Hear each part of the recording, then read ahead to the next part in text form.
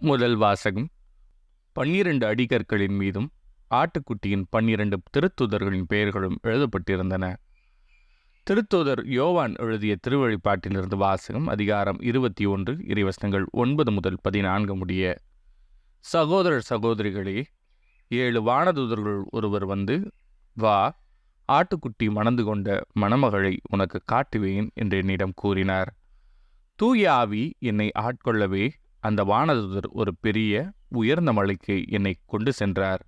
திருநகரான எருசலேம் கடவுளிடமிருந்து விண்ணகத்தை விட்டு இறங்கி வருவதை எனக்கு காட்டினார். அதில் கடவுளின் மாட்சி விளங்கிற்று.